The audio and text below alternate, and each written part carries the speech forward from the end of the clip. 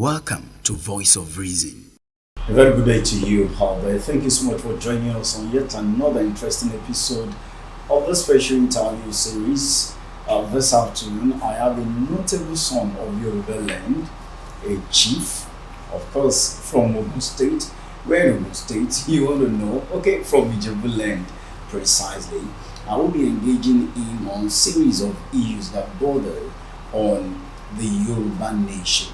Of course, my guests believe in Yoruba nation and the cause of emancipating the people of the region from shackles of oppressions.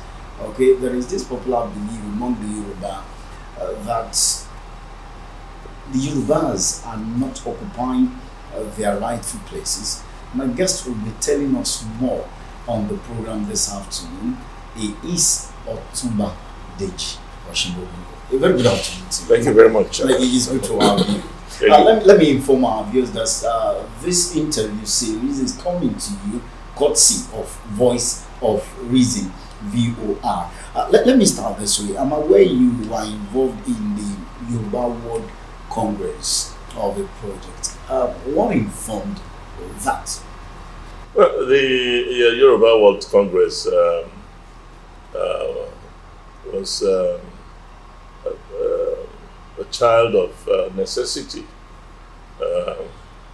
Because if you remember way back then, we had organized the Yoruba rally, restructuring rally, held at Adamasigba.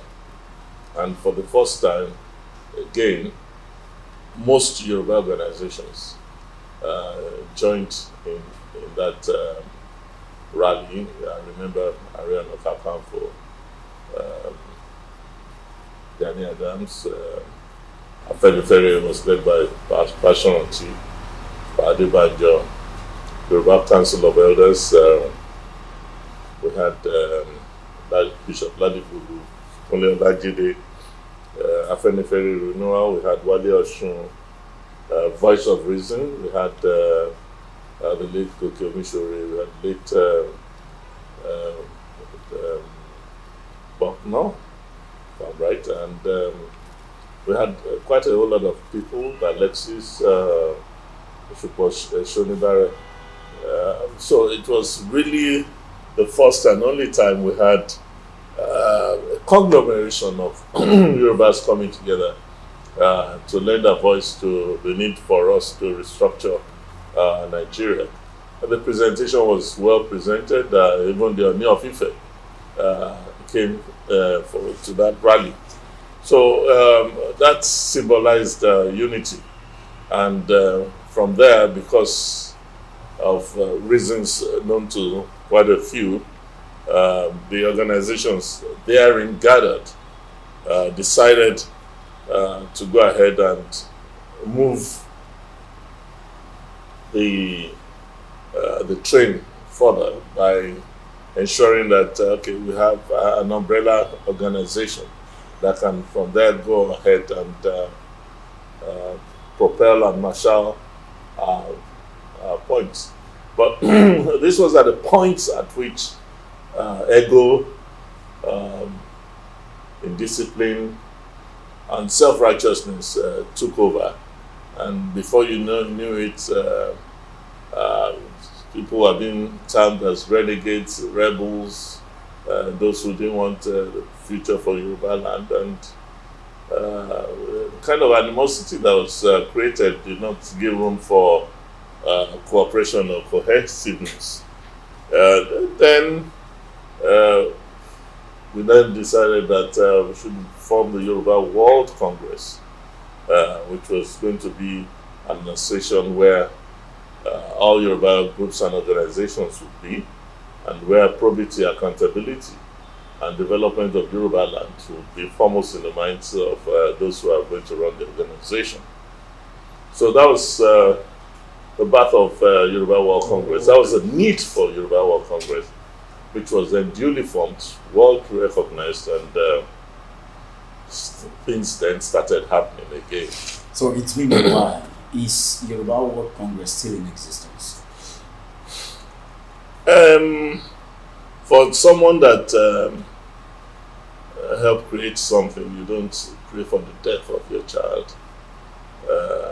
So I would not say it's dead, but I would say it's still there, a victim of circumstance, and it can always be restructured or resurfaced sometime in the future. Maybe not us, maybe another set of people. I threw that up because I'm aware also that so many groups have emanated from the Yoruba World Congress. Yes, you do recall that the Yoruba World Congress fell to pieces, basically because of ego, indiscipline, lack of probity and accountability, and the self-righteous way and manner we Yorubas always attend to issues. Before the Yoruba World Congress did emerge, a group of us also from the Adamasigba rally, because I always tell people that rally was a rallying point for so many of us, and it was from there that the idea to get a frontline leader for Yoruba land came up. And from history, fortune has always thrown leaders in our laps, and a few of us went through the list of people that are being proposed, some on the count of age, like Pa Adebanjo, Bonigi, Professor Misogunsheye, and others declined because of age. And the only person then that was ready to hold the mantle of leadership then happened to be Professor Banji Akintoye. Was he well accepted at that time? Well, you know how it is. Nobody with Yoruba land is very difficult. You don't just come and say, this man is the leader of Yorubas, and everybody would accept. Even the great Awolowo, when they called him leader of Yorubas, some people said, nah, he's not our own leader, it's some people's leader. So that would always happen. And we knew it was going to happen. So no matter how you look at it, when Akintoye came up, it was challenged. Some people even said a group of riffraffs were the ones that picked him. But today, if you look at the scenario ever since we picked Akintoye till date, you will now discover that if we didn't pick Akintoye, then who then would be the one that would be doing all the in quotes dirty jobs that so many people were running away from. So Providence picked Akintoye. Okay, so leading the Yoruba race, is it dirty? Yeah, it's not dirty. It's filled with intrigues. It's filled with campaign of calumny. It's filled with lies. It's filled with deceit. It's filled with not maneuvering each other. It's filled with not being consistent with the truth.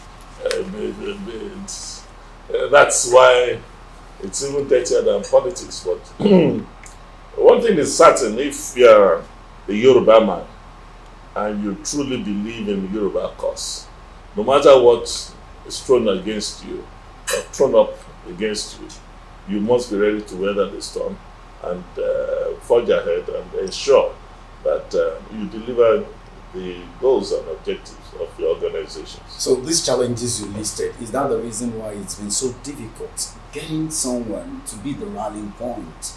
But I don't think Yoruba can have a rallying point. Even Igboho that came up was hero worshipped into detention. Was praise sung into the gallows. Let's go back to Awolowo again. By the time Awolowo did all he was doing for the Western region. If he had waited and not gone to contest at the federal level, he would have had another 4 years of solid development and solid growth of the mystical status of Obafemi Awolowo. But the minute he went for that, and Olule, as you will say now, the minute Tibaba Lule was coming back home, he found so many people. Yeah, but because when there's power, there are a whole lot of people. There's right, left, center. There are people in front and at the back. The people who now felt that this is our own opportunity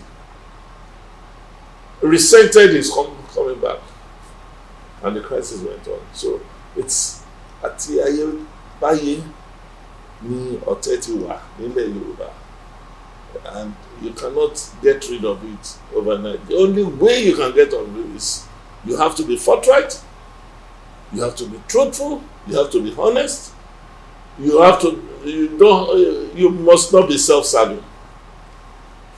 If you can do all that, I don't think you should have a problem. So, with all of these challenges identified, I'm just wondering, why then is there division in Yoruba land? The Yoruba nation signed a treaty several years ago after the Kiriji War. What caused it was purely slave trade in parts, and the need for a man's desire to acquire more than he already has. It was simple. I just give that as a simple reason for it. There are other intriguing reasons. And if, as at then, we all signed a treaty to trade with ourselves, you sell granite, I sell tomato, we exchange, our borders are the same, we look for minerals, we construct roads together. If way back then we could have achieved that, what stopped us from going further to achieve more was, one, the Awolowo catastrophe, and two, the reason for wanting to be part of a Federal Republic of Nigeria, where there is no equity, where there is no justice, where there is no freedom. So the lack of equity, the lack of justice, the lack of freedom continues to abort the Yoruba's natural desire to excel, to be more than where I am today. Yoruba niyen, mi ò gbọ́dọ̀ bí ríbi ìtànà. But it is not possible when all chains of government, all arms of government are not in your control. So for 60 years, we cannot build another cocoa house. We cannot. Why? The psychology that we built that story building with proceeds from cocoa, and we cannot build a hut in each state that is producing cocoa years after, says a lot. So our stunted growth is as a result of our continued existence in the Federal Republic of Nigeria. And there's no story about that. Don't forget, the last time we had a political party in Nigeria was when we had UPN, NPN. The ones we have present. No, who's in charge of the party? When the governor can tell the whole state chairman that he should go to hell. In those days, Bisi Onabanjo cannot tell the UPN the chairman in Ogun State to go to hell. He cannot, never, can't try it. No senator dares. But now, we're so disciplined. If you can write a manifesto of a party, and number one thing says restructuring, and 8 years after, You have not said, you are not even pronouncing re. Not to talk of structure. No, you are not even, instead, you are destroying the structure on a day-to-day basis. So when you have that kind of people running, I don't say they're running our lives, they're ruining our lives. Ruining our lives, it becomes very difficult for you to wake up in a day and say, yes, I am being positive-minded, I will have something positive to show, to give to this country, and you don't. You can't. Because if your governor does not stop you, the federal government will stop you. None of them is accountable. There's no senator that has come before a TV or radio and said, yes, I was given 500 million naira constituency allowance, this is what I have spent it on. Well, till date, you and I do not know how much senators are earning. It's as bad as that. We don't know how much members of, we don't know anything. And the people are so laid back, so lazy, that they cannot even fight. But I don't blame them also at the same time. Because 32 years of putting your hands behind for military rulers has killed our psyche, killed our initiative, killed even the thought of you wanting to say, look, this is not good. That is why you continue to have potholes on our roads, because there's nobody. It is only when the governor applies that road and his car gets into a gallop once or twice and says, Titi yo mada, we'll tell the commissioner for works. If he doesn't go through that road, he will never. Look at the Ibadan Ijebu road. There's a crater that will take a trailer, line completely. And it's there. And we have senators. We have governors who have relatives who are going up and down. Pictures of it is showing. So must things degenerate to a state of anarchy before there's intervention of good minds? So let's talk about 2023. One man has come out to say Emi Lokan, and a cross section of Yoruba people have bought into it. So it looks like the Yoruba project come 2023. Is it really the thing of the Yorubas?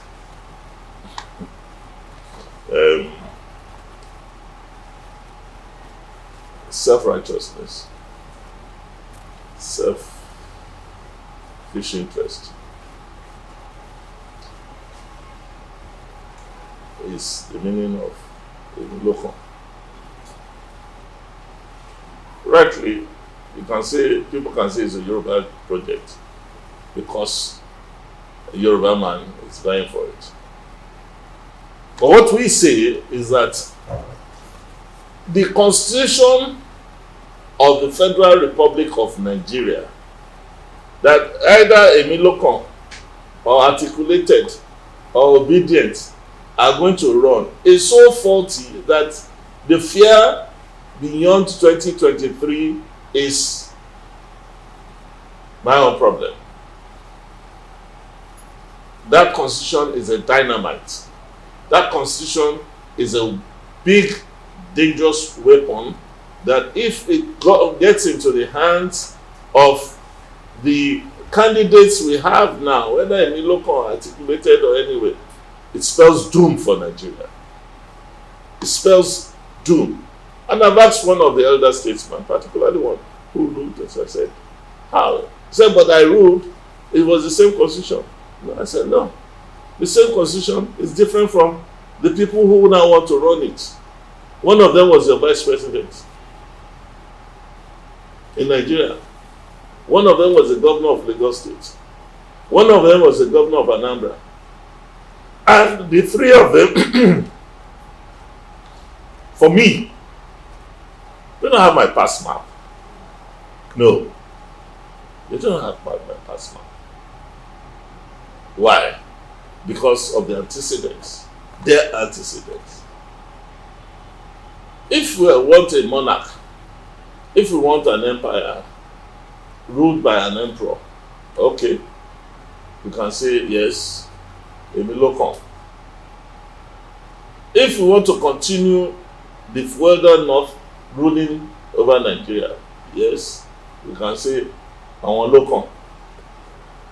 If we can say that we are voting for a certain future because A has done it, B has done it, C has not done it, let us go under C and see how much suffering we can get under him before we all get our acts together. It won't be there. So what I'm saying here in practical terms is around local to know the truth, to hear the truth, to see the truth.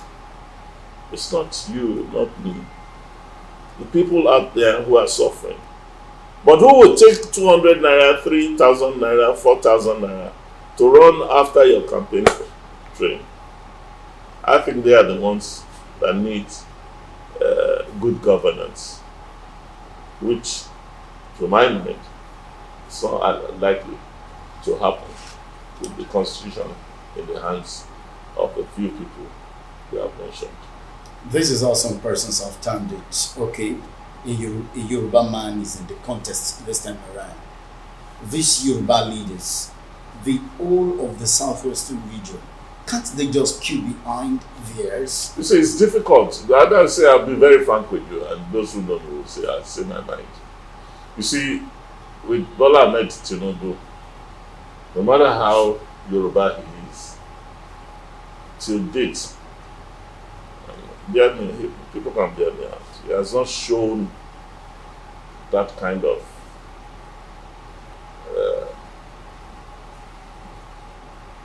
that kind of love and affection for what the Yoruba people want. We have a 10 points chart of demands. Out of these 10 points, if a Yoruba man sees it, he should be able to say yes.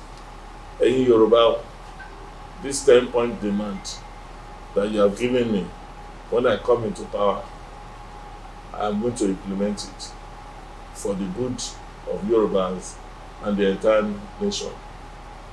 If he's unable to do that, then it will be a long time, take a long time before you can amass the votes of this area.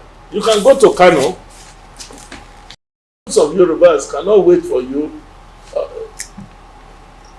just tomorrow. You have to start working for it. In other words, what I'm saying is, if Bola Tinubu really wants to be seen as a Yoruba candidate, he must do more, talk more, show more of the reasons why Yorubas should blindly follow him like they followed Awolowo.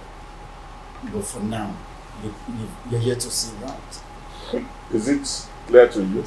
Is it clear to everybody, even the cameraman? Is it clear to the people watching us? Let's be frank with ourselves. It's only the truth that would get us out of here. And without fear of favor, Bola Ahmed Tinubu is an elder brother. We grew up in Ibadan together. And I'll be factual. And I say this again, just like I told, I say this to Buhari also, that Buhari would leave a good name behind if he can try to restructure Nigeria, if he can try and encourage the National Assembly to amend the Constitution in such a way that most of the things on the exclusive legislative list now are removed. So those are my own standpoints. Has Buhari not achieved that, or is he not working towards achieving it?